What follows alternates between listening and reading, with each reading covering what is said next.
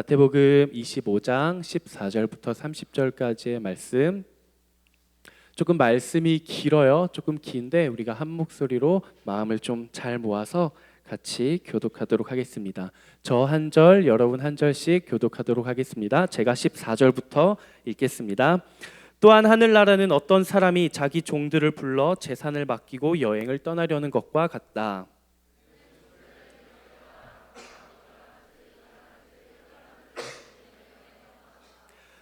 다섯 달란트 받은 종은 곧장 가서 그 돈으로 장사해 다섯 달란트를 더 벌었다. 그러나 한 달란트 받은 종은 가서 땅에 구덩이를 파고 주인의 돈을 감춰 두었다.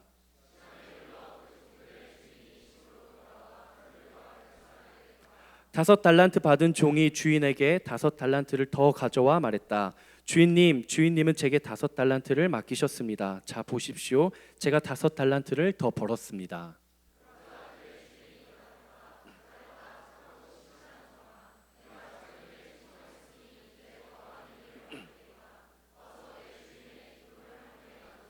두 달란트 받은 종도 와서 말했다. 주인님은 제게 두 달란트를 맡기셨습니다. 자, 보십시오. 제가 두 달란트를 더 벌었습니다.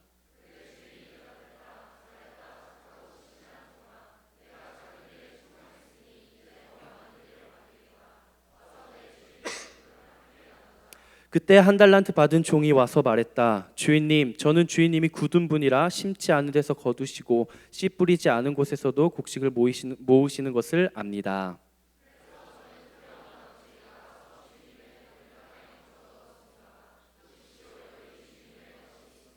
주인이 대답했다. 이 악하고 게으른 종아, 내가 심지 않은 데서 거두고 씨 뿌리지 않은 곳에서 곡식을 모으는 줄 알았느냐?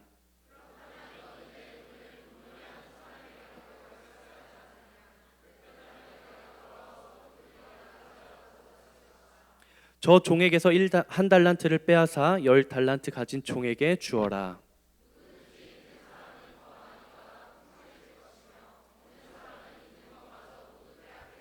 네, 우리 한 목소리로 함께 읽겠습니다. 이 쓸모없는 종을 바깥 어둠 속으로 내쫓아라. 거기서 슬피 울며 이를 갈게 될 것이다. 아멘. 네, 지금 현재 배행사 목사님 네팔 해외 아울리치 또 사역 중에 계십니다. 그래서 오늘 특별히 또 귀한 또 설교자분을 모셨는데요. 이분 정말 청년들을 향한 또 사랑으로 또 하나님의 마음을 가지고 열심히 섬기고 사역하시는 분이십니다. 이제 또 청년부로 올라가셔야 돼서 좀 고민하시는 분들 관심 있게 또 귀담아서 설교 들으시면 좋을 것 같아요. 우리 청년 갈렙 청년부 담당하고 계신 윤현규 목사님이신데요. 우리 올라오실 때 우리 대학부의 열정을 담아 뜨거운 환호와 함성으로 우리 환영하도록 하겠습니다.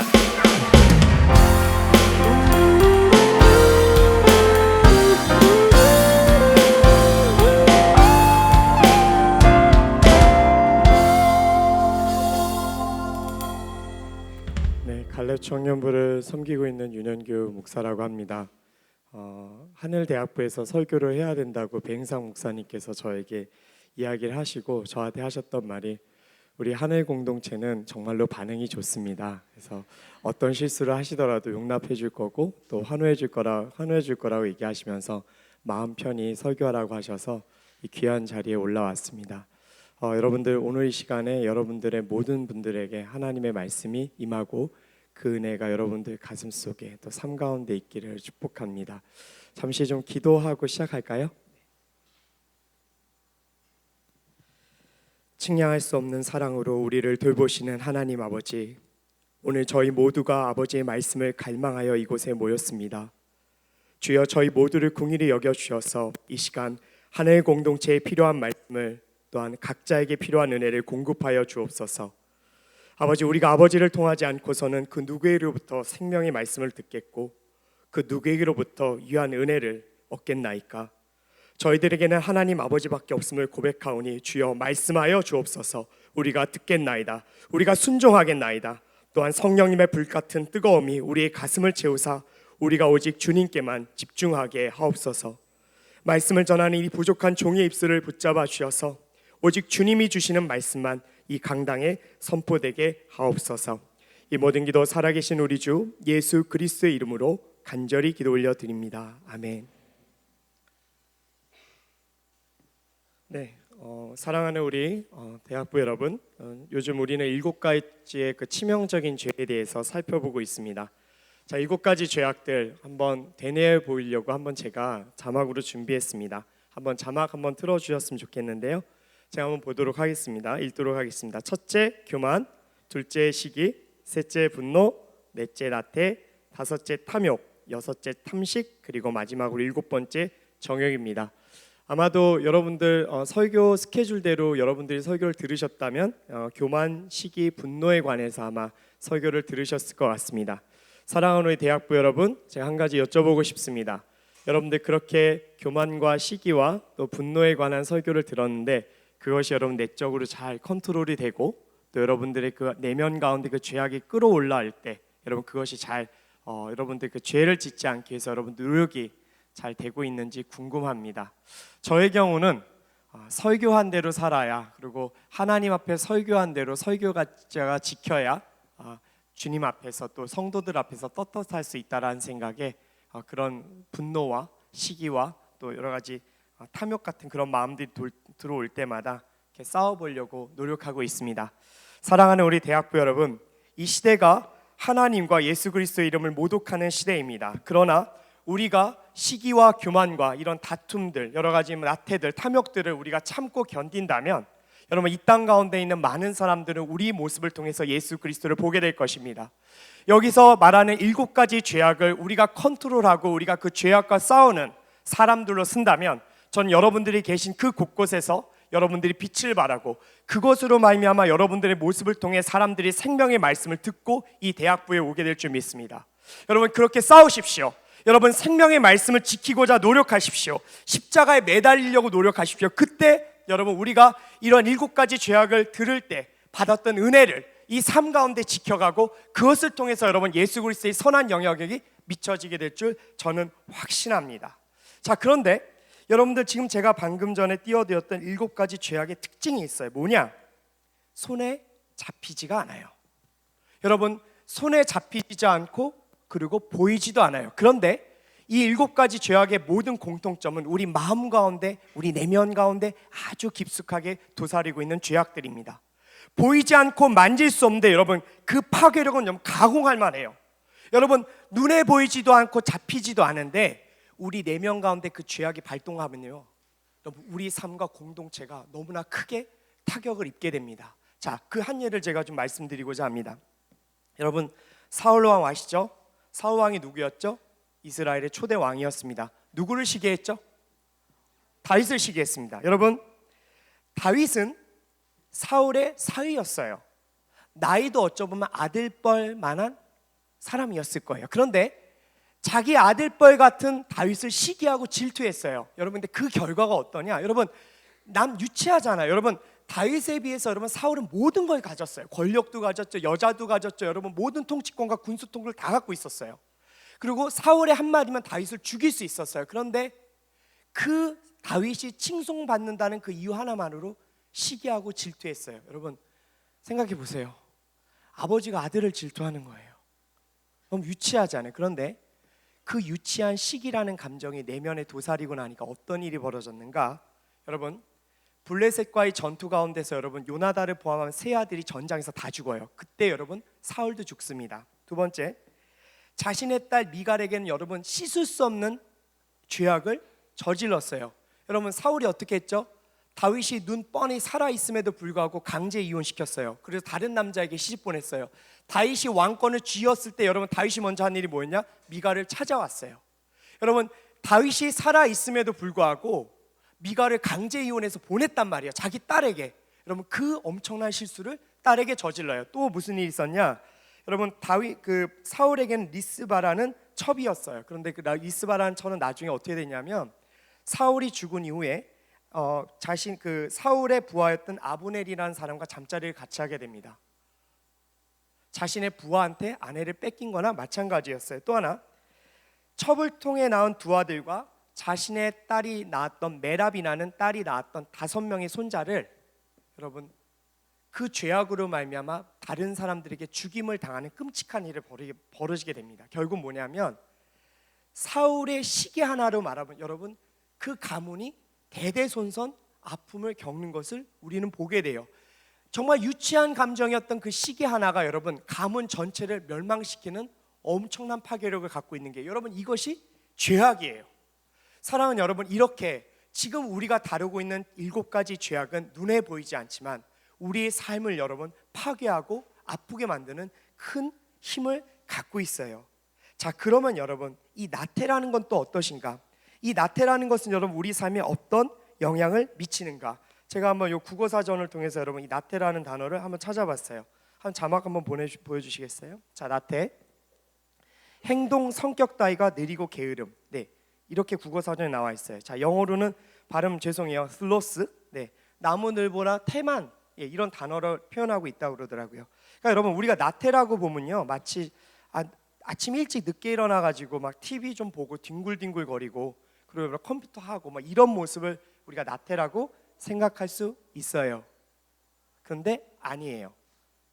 나태는 이 어원을 더 깊게 파고 들어가면 뭐냐면 관심 없음이에요. 여러분 우리가 생각하는 나태는 단순히 게으름이었는데 교회에서 생각하는 나태의 그 어원을 파고 들어가면 뭐냐? 관심 없음이에요.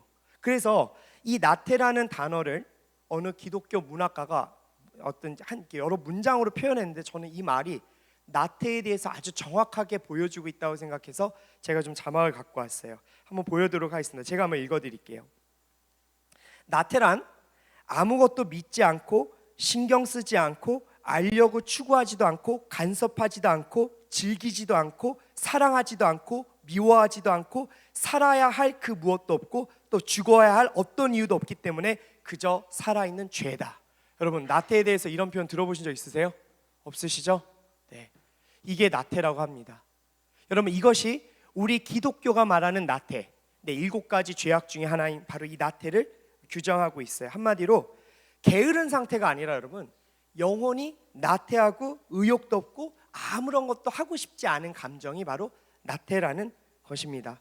최근 들어서 여러분 그 게임 중독 때문에 그 남편이 하도 게임 중독에 시달려서 아내가 이혼하자고 덤벼드는 가정들이 많이 있어요.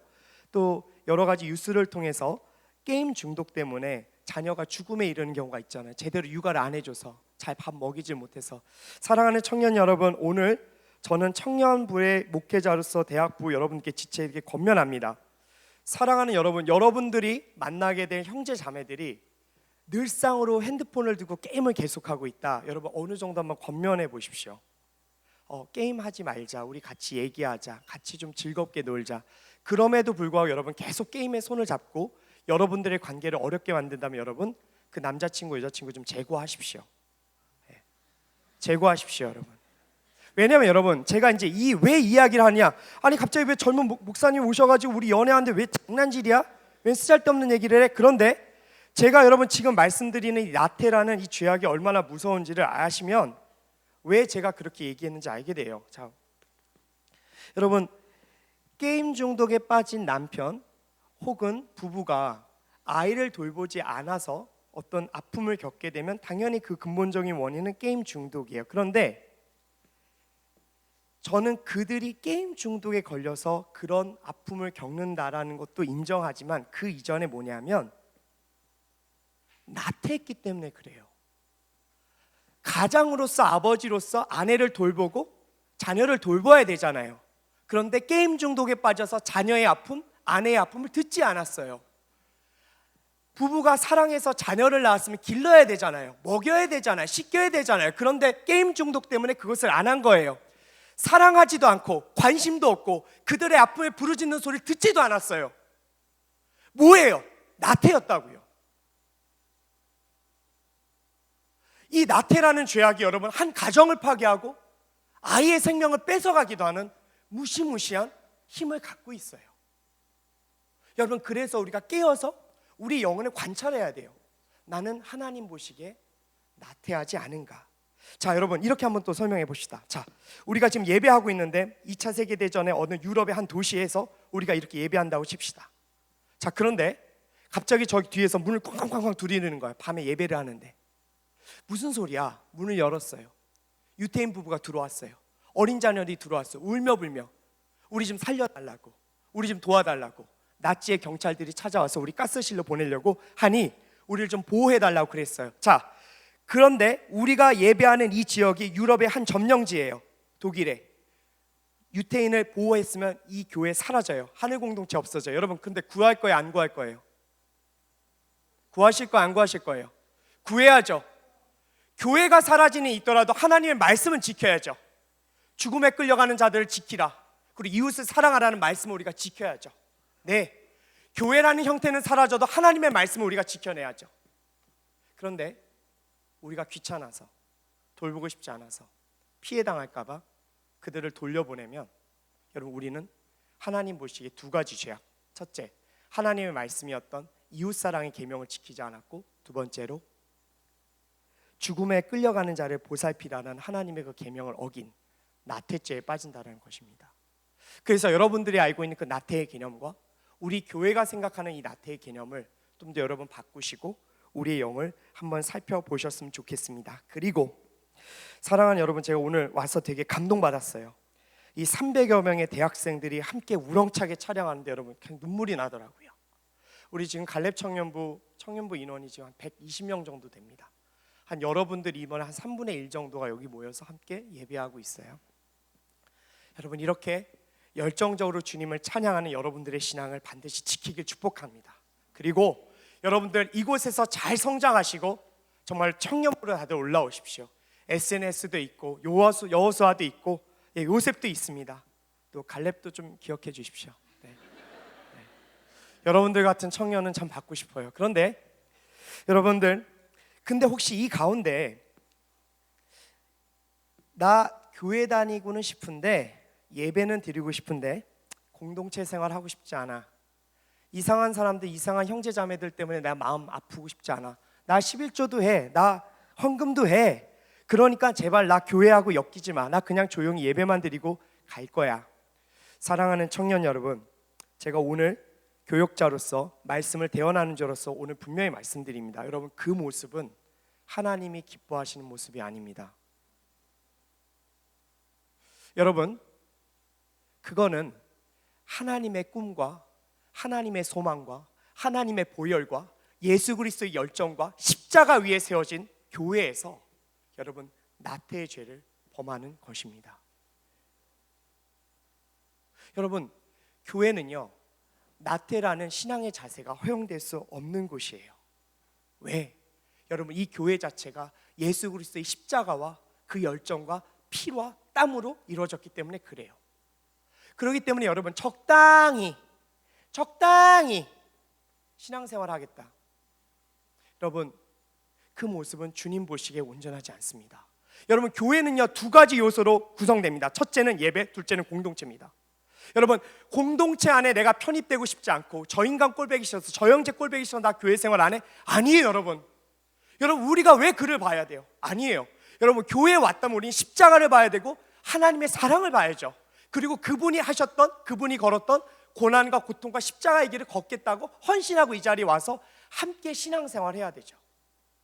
전 여러분, 교회 안에서 여러분들의 모습 가운데 이 나태를 버리시길 원합니다.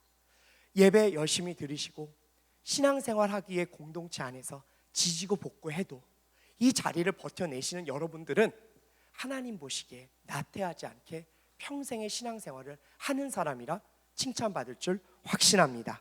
자, 그리고 이 나태에 관련돼서 하나님께서 뭐라고 얘기하셨나? 자, 요한계시록 3장 14절에서 16절 말씀에서 예수님께 이렇게 말씀하셨어요. 한번 여러분들이 14절부터 16절 한번 한 목소리로 읽어봐 주셨으면 좋겠습니다. 시작.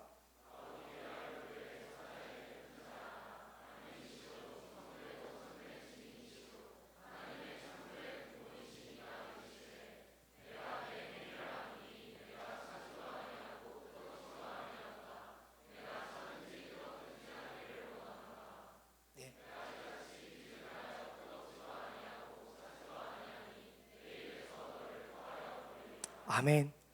사랑하는 여러분, 뜨끔미지근할 바면 왜 신앙생활 하겠습니까? 네, 여러분, 나태하면서 신앙생활 할 수는 없어요. 여러분, 우리는 뜨겁던지 차던지 둘 중에 한 가지 모습을 가져야 할 걸 믿습니다. 저는 여러분, 여기 있는 하늘대학부의 모든 청년들 이 뜨거운 신앙을 갖고 있는 줄 확신합니다. 여기 있는 여러분 모두는 예수 그리스도 앞에 섰을 때 언제나 뜨거웠었다라고 칭찬받는 여러분들 줄 믿습니다. 따라서 여러분들의 신앙생활 가운데서 나태라는 이 죄악 다 걷어내시고 하나님 앞에 온전하게 열정적으로 신앙생활하기를 축복합니다. 자, 그러면 이 나태가 갖고 있는 죄성에 대해서 우리가 한번 살펴보고자 합니다. 첫째, 나태는요 하나님의 비전과 꿈을 거부합니다.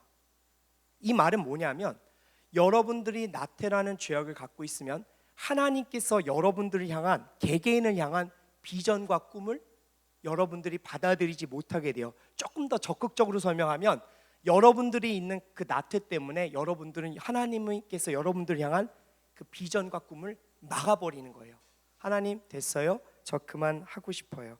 자, 이것이 어떤 죄인지를 한번 제가 마태복음 25장 14절에서 18절까지 말씀을 통해서 한번 보고자 합니다. 제가 한번 읽어드릴게요.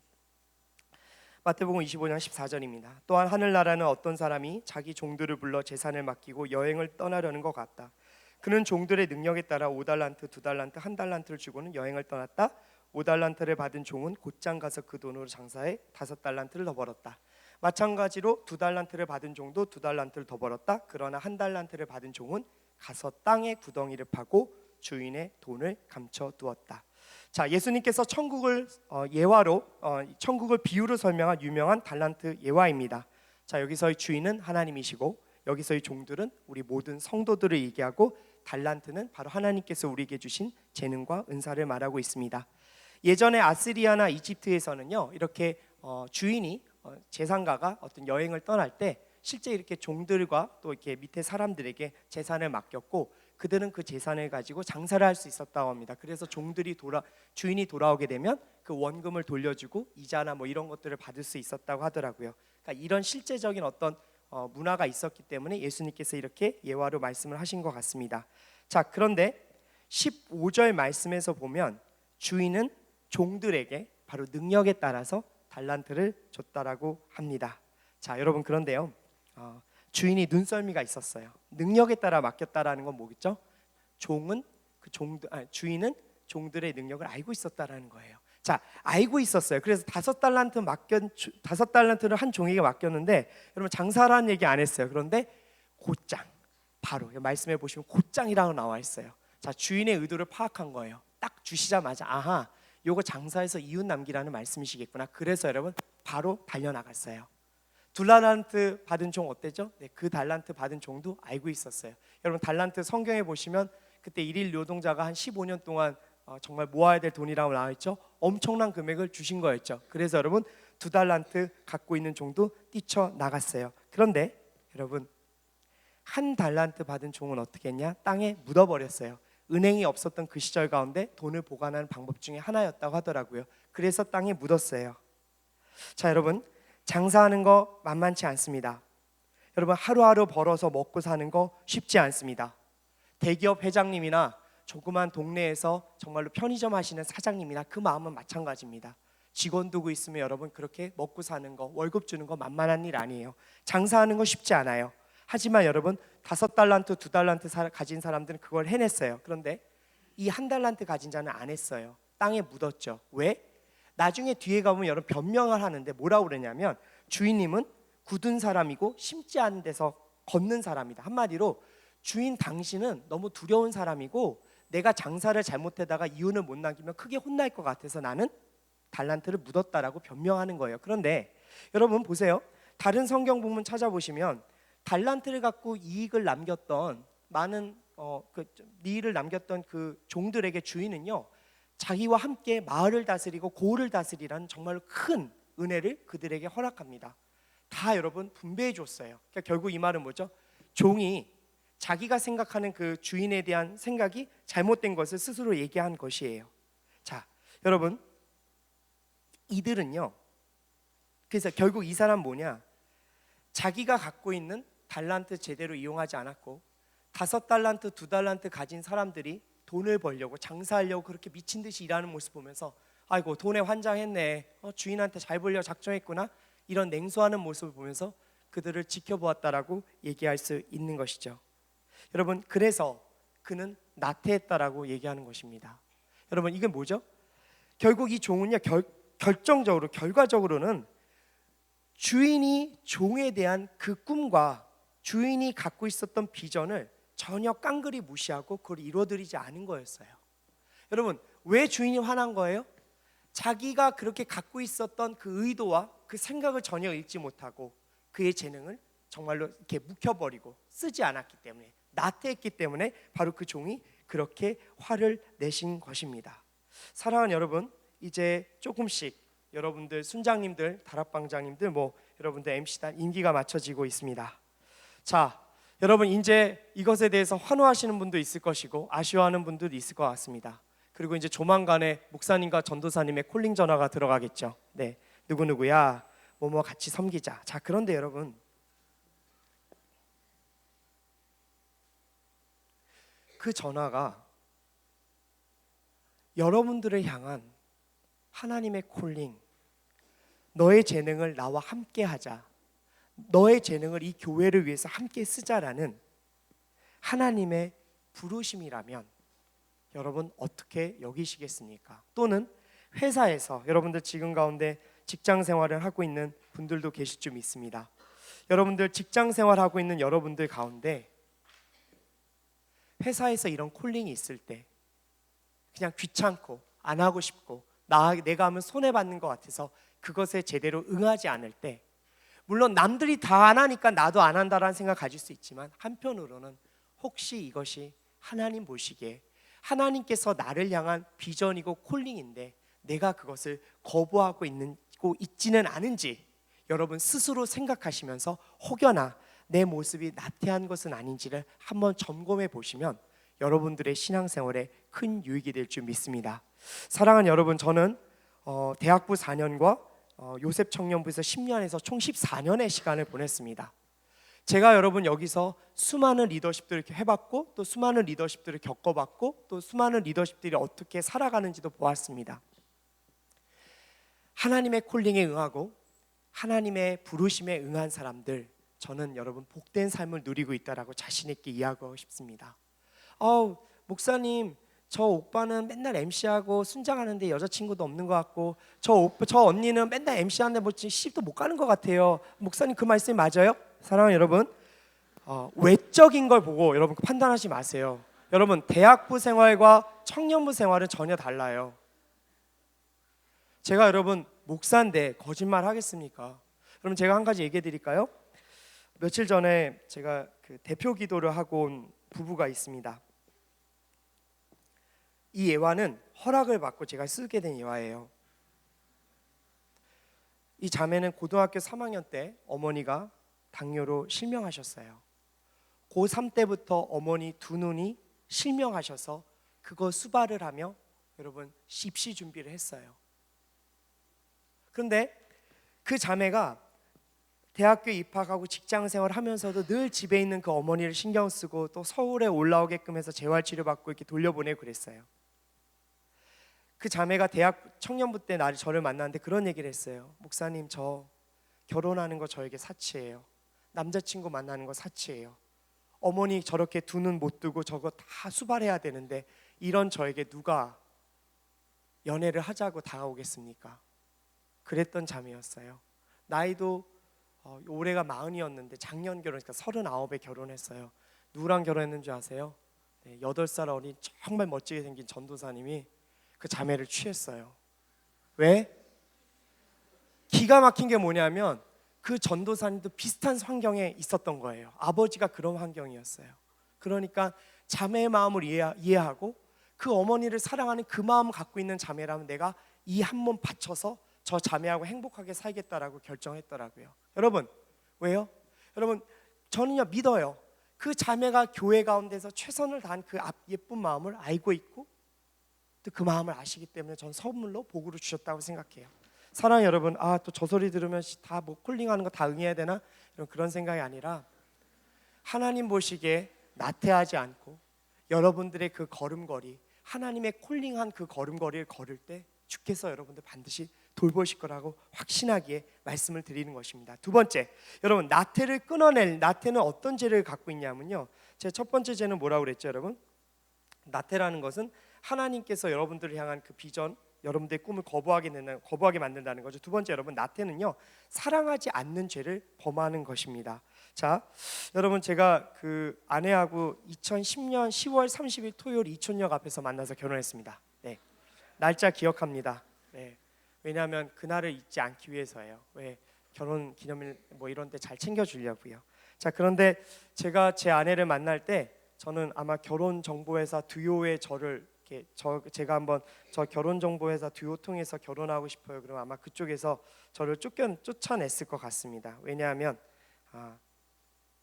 아무것도 안 가지고 있었어요. 뭐 대학교도 별 볼 일 없었고요. 직장도 뭐 그렇게 좋은 직장 아니었고 연봉도 너무 낮았습니다. 그래서 아마 여러분들은 다 저보다 좋은 조건이실 거라 확신합니다. 결혼정보회사에서 아마 안 받을 만한 조건이었는데 아내가 저를 구제해 줬습니다. 네. 그런데 아내가 저를 선택했던 두 가지 결정적인 이유가 있었어요. 첫 번째 하나는 5가지 사랑의 언어라는 책을 제가 선물해서 그 아내가 저의 마음을 이해해주고 저 받아줬습니다. 5가지 사랑의 언어 읽어보신 분 없으세요? 한번 자신 있게 손들어 보세요. 자, 사랑하는 여러분, 교제를 지금 꿈꾸시는 분들, 그리고 하나님의 안에서 가정을 꿈꾸시는 분들은 책방 가셔서 다 그 책 사보셨으면 좋겠어요. 여러분, 정말로 탁월하게 여러분들 교제하실 때 큰 도움을 주실 거예요.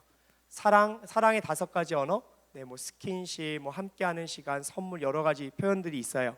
자, 그 책을 선물했더니 아내가 이 남자라면 소통할 수 있겠구나라는 생각에 결혼을 결정했고, 두 번째로 여러분, 어느 날 교제를 하고 있는데 1월달 굉장히 추운 날 아내한테 전화를 했는데 영화관에서 나왔다고 그러더라고요. 심야 영화를 자기 친구하고 보고 나왔는데 택시가 없어서 도무지 잡히지가 않아서 집으로 올 수가 없다는 거예요. 새벽 1시에 시내 한복판에서 덜덜덜 떨고 있는 우리 자매의 목소리를 들었어요. 제가 어떻게 했을까요, 여러분? 어떻게 했죠? 네, 뛰쳐나가는 거죠, 뭐 여러분. 네, 여러분들 남자친구, 여자친구 있으신 분, 여러분 그런 상황 정말로 아무런 생각하실 필요 없어요. 그냥 바로 뛰쳐나가는 거예요, 여러분. 택시 잡고, 여러분 뭐 택시 불러줄게 이딴 소리 하지 마시고 가는 거예요, 여러분. 가야 돼요, 여러분. 그래서 아내가 딱 저의 그런 헌신된 모습을 보고 결정하고 결혼을 이제 저희 결혼 이제 청혼을 받아줬어요. 제가 이 얘기를 왜 하냐, 여러분. 진짜 사랑하면 여러분 나태의 모습이 없어요. 진짜 진심으로 사랑하면 여러분 나태의 모습을 가질 수가 없는 거예요. 그런데 여러분, 나답과 아비후 아십니까? 아론의 두 아들이었어요. 나답과 아비후 어떻게 죽었죠? 우리 하늘 공동체 한번 성경 지식 한번 봅시다. 어떻게 죽었어요? 불에 타 죽었죠. 왜요? 하나님께서 허락하시지 않은 다른 불을 분양 올렸어요. 나답과 아비후가 그렇게 죽었어요. 여러분, 왜 그렇게 죽었을까요? 물론 그들이 갖고 있는 직무에 나태했기 때문에 그렇다고 봐요. 하지만 저는 그렇게 보지 않아요. 왜냐하면 나답과 아비후가 진짜 하나님을 사랑했으면 그런 불을 올려드릴 이유가 없다라는 거예요. 하나님을 진짜 사랑하고 우리 민족을 출애굽시킨 그 위대한 하나님을 내가 가까이서 모시는 이 은혜를 내가 체험하는데 여러분, 어떻게 하나님의 거룩한 불을 딴 분양에다 담아가지고 그렇게 올릴 수 있겠냐 말이에요. 여러분, 진짜 사랑하면 나태의 모습은 없단 말이에요. 그런데 사랑하지 않으니까 나태의 죄를 범하게 된 것입니다. 사랑하는 여러분, 교회에서 정말로 나태의 죄를 끊고 싶다면 오직 하나님을 사랑하세요. 여러분, 하나님을 여러분들의 부모님보다, 여러분들의 여자친구, 남자친구보다 훨씬 더 많이 사랑하세요. 여러분, 그럴 때 하나님께서 여러분들에게 그 은혜를 허락하시고 나태를 끊어버릴 수 있는 기회를 주시는 것입니다. 그렇다면 나태는 어떻게 하면 끊어낼 수 있는가? 첫 번째, 여러분, 십자가를 보는 게 아니라 잡는 거예요. 여러분, 나태를 끊는 방법은 하나예요. 십자가를 보는 것에 그치지 않고 잡는 것입니다. 우리 사도 바울 선생이 고린도후서 4장 7절에서 8절에서 이런 말씀을 하셨어요. 여러 계시를 받는 것이 지극히 크므로 너무 자만하지 않게 하시려고 내 육체의 가시 곧 사탄의 사자를 주셨으니 이는 나를 쳐서 너무 자만하지 않게 하려 하심이라. 이것이 내게서 떠나가게 하기 위하여 내가 3번 주께 간구하였더니. 사도 바울 선생은 여러분 3층천을 보았던 사람입니다. 엄청난 영의 세계를 본 사람입니다. 그런데 하나님께서 그에게 자만하지 않게 여러분 그에게 육체의 가시를 줬어요. 그 육체의 가시는 뭔지는 잘 몰라요. 그런데 사도 바울은 육체의 가시를 위해서 간절히 기도했어요. 십자가였죠. 십자가를 버리려고 하나님 앞에 기도했는데 그 십자가가 너에게 힘이라고 얘기하시면서 그 십자가를 붙들으라고 얘기했습니다. 십자가를 붙들고 기도하니까 여러분 그 사람에게 여러분 어떻게 나태의 모습이 있겠어요? 없죠 여러분. 십자가를 붙들고 기도하는 사람에게 여러분 영적인 나태는 있을 수가 없어요. 네. 제가 알고 있는 한 자매가 있어요. 저희 공동체 자매 아니에요. 근데 이 자매가 중학교 되기 전에 부모님을 잃었어요. 오빠 하나하고 같이 중학교 때부터 신문 배달을 하며 살았어요. 여러분 보세요. 중학교밖에 안 된 어린 아이 둘이 신문 배달하면서 먹고 살았다고요. 그런데 어느 그 중학교 그렇게 추운 겨울날 신문 배달하는데 자매가 미끄러졌어요. 여러분 중학생 여자가 무슨 오토바이가 있었겠어요. 다 신문 일일이 돌렸겠죠. 눈밭에 신문 다 쓰러지고 막 바람은 쌩쌩 부는데 신문 다 날리고 그 중학교 여자가 얼마나 속이 상해요. 얼마나 아파요. 나도 부모 있었으면 이런 일 안 당했을 텐데. 여러분 그 신문을 줍다가 여러분 주저앉아서 펑펑 울었대요. 하나님 왜 이렇게 나에게 힘든 걸 주시냐고.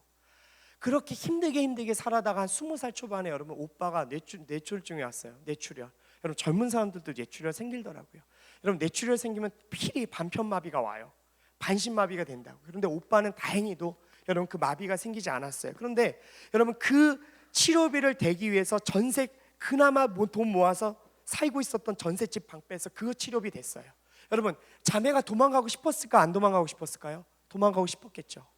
자기 친오빠지만 여러분 그거 책임질 이유 없잖아요. 그거까지 책임져 줘야 돼요.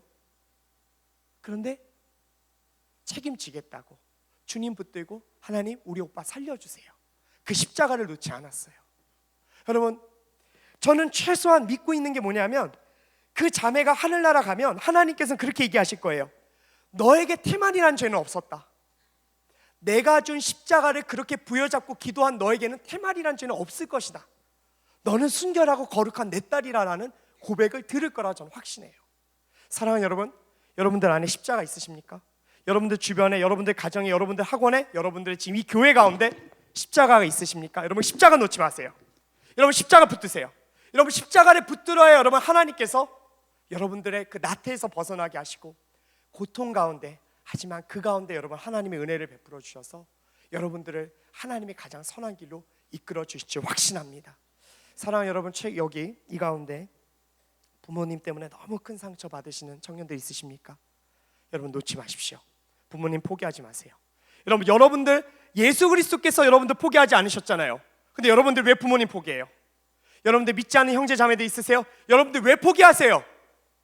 예수님 포기하지 않았는데. 여러분 그 십자가 귀하게 여기십시오. 잡으십시오. 그러면 여러분 나태는 끊어지게 되어 있습니다.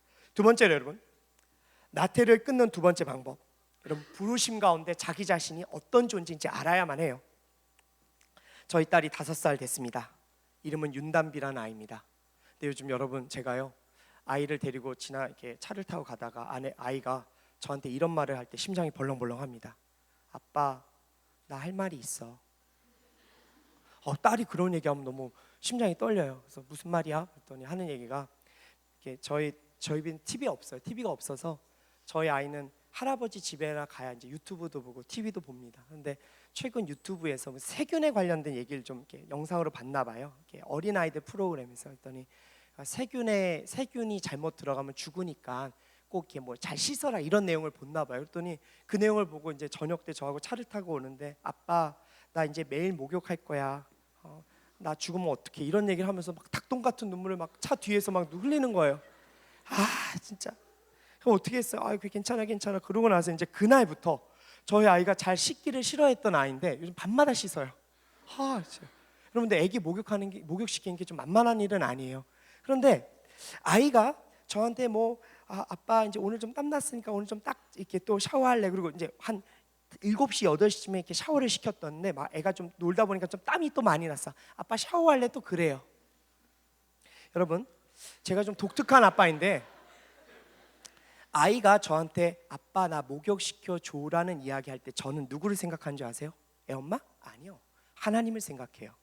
목욕시키는데 무슨 하나님까지 생각해. 저 목사 되게 유별나다. 그럴 수 있죠. 그런데 여러분 저는요 뭘 보고 있냐면요 내 딸에게 나의 모습이 하나님을 보여주는 거울이라는 생각을 갖고 있어요.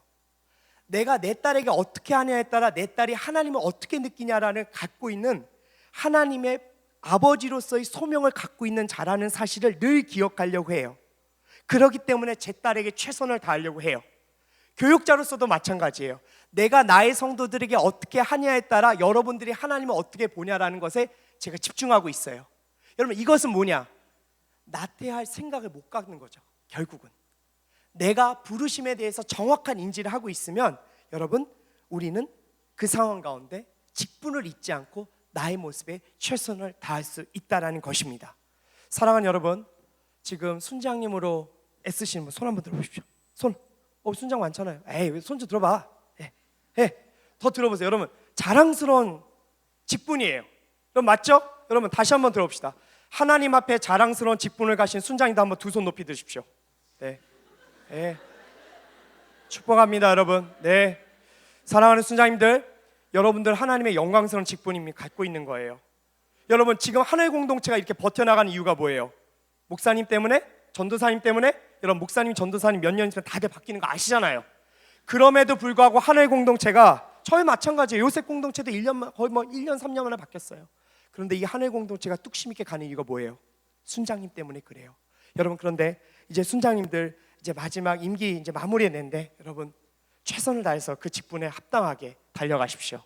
마무리됐을 때 하나님 앞에 영광스럽게 자랑스럽게 나가서 하나님, 이 직분에 최선을 다했다라고 여러분 그렇게 얘기할 수 있는 리더십들 되기를 축복하고, 또 여기 계신 아직 순장직을 하지 못하셨던 분들 여러분들 축복합니다. 내년에 한번 다 콜링이 있다면 도전해 보십시오.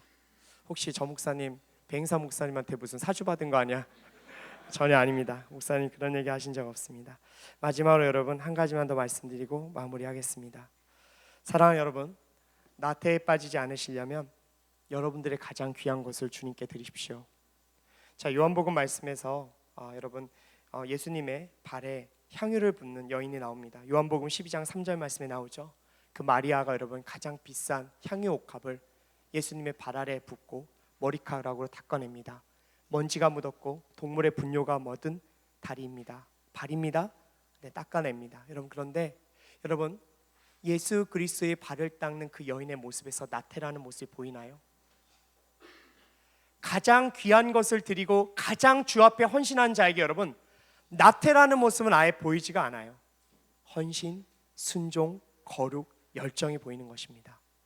사랑하는 여러분, 알게 모르게 우리 안에 나태라는 죄악이 스며들어가 있습니다.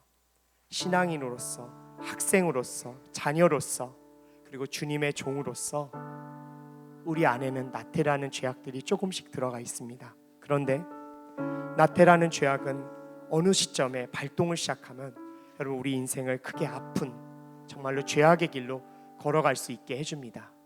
하지만 여러분들이 십자가를 부여잡고 주님의 콜링 가운데 내가 어떠한 존재인지 깨닫고 마지막으로 하나님께서 주신 그 귀한 달란트와 사랑을 주 앞에 드릴 때 우리는 나태로부터 영원히 벗어나 전능하신 하나님 앞에서 바로 자유함을 누리시게 될 줄 믿습니다.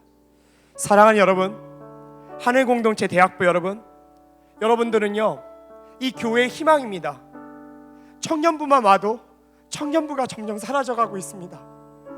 2년 전에 전주더원을 했는데요, 전주더원에서 함께 참여했었던 지역교회 30%가 청년부가 사라졌어요. 여러분, 대학부가 지켜내야 돼요. 하나님 앞에 순결하고 거룩으로 지켜내야 돼요. 그래야지 한국교회가 살아요. 여러분, 7가지 죄악이지만 여러분 우리가 그 죄악을 지킬 때, 죄악을 우리가 벗어날 때 한국교회는 바로 대학부를 보고 살아계신 하나님을 높이시게 되는 겁니다. 여러분, 이 자리는 콜링의 자리고 은혜의 자리고 여러분들이 오고자 했던 자리가 아니라 하나님께서 부르신 자리예요. 하늘대학부는 하나님께서 여러분들을 불러서 축복해 주시려고 주신 자리란 말입니다. 이 자리 가운데 여러분 죄악으로부터 벗어나십시오. 순결하십시오. 거룩하십시오. 전능하신 하나님을 쫓으십시오. 이 시간만 눈을 감고 함께 말씀을 갖고 하나님 앞에 기도하며 나가도록 하겠습니다. 여러분, 이 시간 우리 한번 기도할 때 하나님 아버지, 죄악으로부터 벗어날 수 있도록 주님께서 역사하여 주시옵소서. 아버지, 우리가 순간한 청년들이 될 수 있도록 주님께서 허락하여 주시옵소서. 한국교회 가운데 주 예수 그리스도의 모습을 밝힐 수 있는 그런 위대한 대학부가 될 수 있도록 이 시간 주여 한번 외치고 통성으로 기도하며 나가시겠습니다.